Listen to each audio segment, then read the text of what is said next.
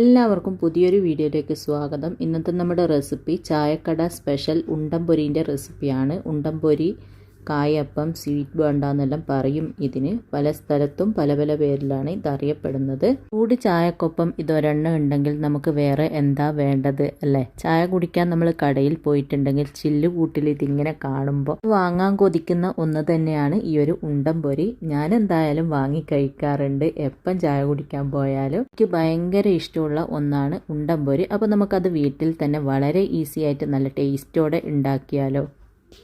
ഉണ്ടംപൊരി ഉണ്ടാക്കാൻ വേണ്ടിയിട്ട് ഞാനിതാ ഇതുപോലൊരു ബൗളിലേക്ക് 2 കപ്പ് ആട്ടപ്പൊടിയാണ് എടുത്തിന്. അത് ഇട്ട് കൊടുക്കാം. 250 ml കപ്പിന് അളന്നെടുത്ത ആട്ടപ്പൊടിയാണ്. ആട്ടപ്പൊടിക്ക് പകരം നിങ്ങൾക്ക് മൈദപ്പൊടിയും ചേർക്കാം. പിന്നെ 1/4 ടീസ്പൂൺ ഉപ്പ്, 1/4 ടീസ്പൂൺ ബേക്കിംഗ് സോഡയും കൂടെ ചേർത്തിട്ട് നന്നായിട്ട് മിക്സ് ചെയ്തിട്ട് ഇതൊന്ന് മാറ്റി വെക്കാം. ഒരു മിക്സിൻ്റെ ചെറിയ ജാർ എടുത്തിട്ടുണ്ട്. അതിലേക്ക് 1/4 കപ്പ് പഞ്ചസാര ഇട്ട് കൊടുക്കാം. പിന്നെ 3 ഏലക്കായി, ഒരു 1/4 ടീസ്പൂൺ ചെറിയ ജീരകവും കൂടെ ചേർത്തിട്ട് ഇത് നന്നായിട്ടൊന്ന് പൊടിച്ചെടുത്തിട്ട് വരാം. 1/4 കപ്പ് പഞ്ചസാര അത്യാവശ്യം നല്ലൊരു മധുരമാണ്. നിങ്ങൾക്ക് കൂടുതൽ വേണമെന്നുണ്ടെങ്കിൽ 1/2 കപ്പോളം പഞ്ചസാര എടുക്കാം. അപ്പോൾ ഇതാ ഇതുപോലെ ഒന്ന് നന്നായിട്ട് പൊടിച്ചെടുത്തിട്ടുണ്ട്. ഞാനിതാ ഇതുപോലത്തെ 3 ചെറിയ പഴമാണ് എടുത്തിന്. ചെറിയ പഴം എന്ന് പറയുമ്പോൾ നിങ്ങൾക്ക് കിട്ടുന്ന ഏത് പഴമാണോ അതെടുക്കുക. മൈസൂർ പഴമോ അല്ലെങ്കിൽ ഏതാണോ പഴം കിട്ടുന്നത് അതെടുക്കുക.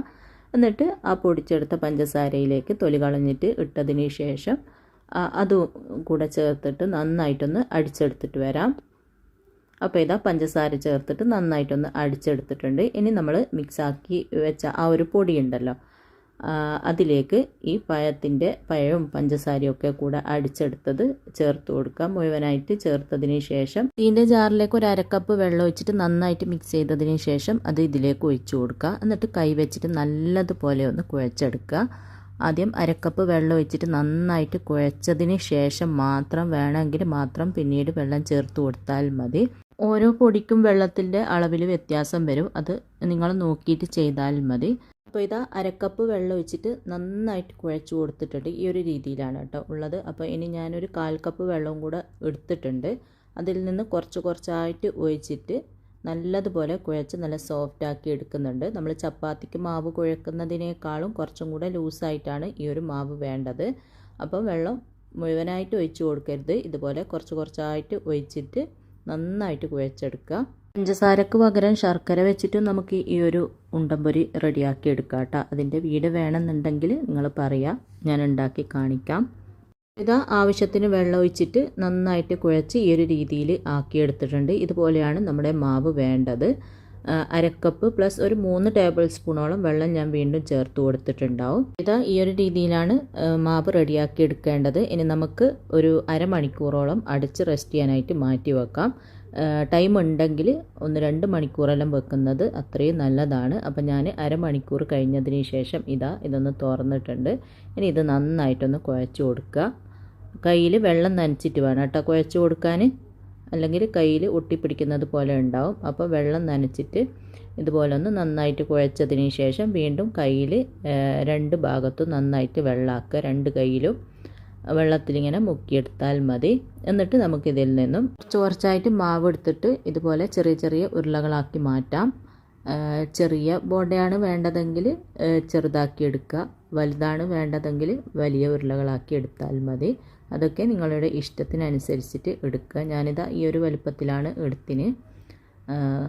അപ്പോൾ ഇതുപോലെ ഉരുളകളാക്കിയതിന് ശേഷം നമുക്ക് എണ്ണയിലേക്ക് ഇട്ട് കൊടുക്കാം. അപ്പോൾ ഇതുപോലെ ഒരു ചീനച്ചട്ടിയിൽ കുറച്ച് ഓയിൽ ഒഴിച്ചിട്ട് ഇതൊന്ന് ചൂടാക്കിയിട്ടുണ്ട്. അതിലേക്ക് ഉരുളകളാക്കിയത് ഇട്ട് കൊടുക്കാം. അപ്പോൾ ഒരെണ്ണം ഇട്ട് കൊടുക്കുക. എന്നിട്ട് വീണ്ടും കൈ നനച്ചതിന് ശേഷം കുറച്ച് മാവ് എടുത്തിട്ട് വീണ്ടും ഉരുട്ടി ഇട്ട് കൊടുക്കുക. അങ്ങനെ ചെയ്താൽ മതി. അപ്പോൾ ആദ്യത്തേത് കുറച്ച് വലിപ്പം കൂടുതലേനു, രണ്ടാമത്തേത് ഞാൻ എടുത്തത് കുറച്ച് ചെറുതാക്കിയിട്ടാണ്. അപ്പോൾ ആ ഒരു വലിപ്പത്തിലാണ് ബാക്കിയുള്ളത് മുഴുവനും ഞാൻ ഇട്ട് കൊടുക്കുന്നത്. അപ്പോൾ ഇതുപോലെ ഇടുന്ന സമയത്ത് ഓയിൽ നല്ല ചൂടിലായിരിക്കണം. പിന്നെ തീ കുറച്ച് വെച്ചിട്ട് വേണം ഇത് ഫ്രൈ ചെയ്തെടുക്കാൻ. എന്നാൽ മാത്രമേ ഉള്ളെല്ലാം നന്നായിട്ട് വെന്ത് കിട്ടുകയുള്ളൂ. പിന്നെ ആദ്യം ഇട്ട് കൊടുത്തത് പെട്ടെന്ന് തന്നെ മറിച്ചിട്ട് കൊടുക്കുക. അങ്ങനെ വേഗം മറിച്ചിട്ട് കൊടുക്കണം, അല്ലെങ്കിൽ ഷേപ്പ് അങ്ങ് നഷ്ടപ്പെട്ടു പോകും. അതുപോലെ തന്നെ ഇങ്ങനെ മുകൾ ഭാഗമൊക്കെ ഒന്ന് വിണ്ട് കീറാനുള്ള സാധ്യതയൊക്കെ ഉണ്ട്. അപ്പം ഒരെണ്ണം ഇടുമ്പോൾ മറ്റേത് മറിച്ചിട്ട് കൊടുക്കുക. അങ്ങനെ റെഡിയാക്കി എടുത്താൽ മതി. ഇത് ചെറിയ തീയിൽ വെച്ചിട്ട് തിരിച്ചു മറിച്ച് വിട്ടിട്ട് നന്നായിട്ട് നല്ലൊരു ഗോൾഡൻ ബ്രൗൺ കളറാകുന്നത് വരെ ഫ്രൈ ആക്കി എടുക്കുക. ഒരു 5-6 പ്രാവശ്യം തിരിച്ചു മറിച്ചിട്ടിട്ട് വേണം ഇത് റെഡിയാക്കി എടുക്കാൻ. നമുക്ക് വേണമെങ്കിൽ ഇതിലേക്ക് തേങ്ങാക്കൊത്തൊക്കെ ഫ്രൈ ചെയ്ത് ഇട്ട് കൊടുക്കാം. നമ്മൾ ലാസ്റ്റ് ഇത് ഉരുട്ടിയെടുക്കാനാകുന്ന സമയത്ത് തേങ്ങാക്കൊത്ത് ഫ്രൈ ചെയ്തിട്ട് അതിലിട്ടിട്ട് മാവ് നന്നായിട്ട് കുഴച്ചതിന് ശേഷം ഇതുപോലെ ഉരുളകളാക്കിയിട്ട് എണ്ണയിലിട്ട് ഫ്രൈ ചെയ്തെടുത്താലും മതി. അങ്ങനെ ആകുമ്പോൾ കഴിക്കുന്ന സമയത്ത് നല്ല ടേസ്റ്റ് ഉണ്ടാവും. ഇതാ തിരിച്ചു മറിച്ച് വിട്ടിട്ട് ചെറിയ തീയിൽ വെച്ച് തിരിച്ചു മറിച്ച് വിട്ടിട്ട് ഇതുപോലെ നല്ലൊരു ഗോൾഡൻ ബ്രൗൺ കളറായി വന്നിട്ടുണ്ട്. ഈ ഒരു കളറാകുന്ന സമയത്ത് നമുക്ക് എണ്ണയിൽ നിന്ന് കോരി മാറ്റിയതിന് ശേഷം ബാക്കിയുള്ളതും സെയിം രീതിയിൽ തന്നെ ഫ്രൈ ചെയ്തെടുക്കാം. വീഡിയോ കാണുന്ന സമയത്ത് വീഡിയോ ഇഷ്ടപ്പെടുകയാണെങ്കിൽ മറക്കാതെ ഒന്ന് ലൈക്ക് ചെയ്യാനും ഷെയർ ചെയ്യാനും മറക്കരുത്. പിന്നെ സബ്സ്ക്രൈബ് ചെയ്യാതെ കാണുന്നവരുണ്ടെങ്കിൽ മറക്കാതെ ഒന്ന് സബ്സ്ക്രൈബ് ചെയ്ത് സപ്പോർട്ട് ചെയ്യാനും മറക്കരുത്. അങ്ങനെ മുഴുവനും ഫ്രൈ ചെയ്തതിന് ശേഷം ഞാനിതാ ഇതുപോലെ സെർവിങ് പ്ലേറ്റിലേക്ക് മാറ്റിയിട്ടുണ്ട്. നിങ്ങളെല്ലാവരും ഇതുണ്ടാക്കി നോക്കുക. അടിപൊളി ടേസ്റ്റാണ്. വൈകുന്നേരത്തെ ചായക്കൊപ്പം ഇതൊരെണ്ണം ഉണ്ടെങ്കിൽ നമുക്ക് വേറെ കടികളുടെ ആവശ്യമൊന്നുമില്ല. എല്ലാവരും ഉണ്ടാക്കി നോക്കി ഇഷ്ടമായ അഭിപ്രായം പറയാൻ ലൈക്ക് ചെയ്യാനും ഷെയർ ചെയ്യാനൊന്നും മറക്കരുത്. അപ്പോൾ ഇൻഷാ അല്ലാഹ് അടുത്ത പുതിയ നല്ല റെസിപ്പിയുമായിട്ട് നമുക്ക് വീണ്ടും കാണാം.